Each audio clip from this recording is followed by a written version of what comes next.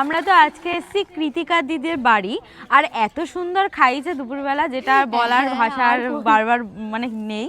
কিন্তু এখন আমরা এসেছি ছাদে ঘুরতে, আর দেখো পেছনের ভিউটা কি সুন্দর লাগছে।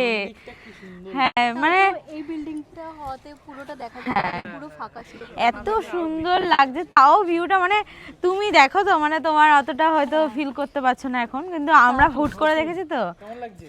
দারুণ লাগছে সত্যি, একদম বিল্ডিং আর সুন্দর। বিল্ডিং সব চারিদিকে যেদিকে তাকাবে বিল্ডিং আর বিল্ডিং। এগুলো সব মনে হয় পরপর ভবন রয়েছে। হ্যাঁ হ্যাঁ হ্যাঁ, না ওই ওই যে ওগুলো ওটা ভবন। গীতা ভবন, ওই যে হ্যাঁ ভবন আছে। গীতা ভবন একদম কাছে এখানে, একদম কাছে। দিক দিয়ে দেখা যায়, তোমার দেখা যাচ্ছে ওই পিচ্ছিদান আর ওইদিকে মার্কেট আমাদের সব এখানে সব মানে সত্যি তাই। তো দিদিদের বাড়ি এসে তো আমার ভীষণ ভালো লেগেছে। এবার দিদিদের আমাদের বাড়ি যেতে হবে একদিন। ফুলের দোকান। আমাদের বাড়ি যাবে কবে বলো? দেখি ভগবান যেদিন কৃপা করবে সেদিন চলে যাব।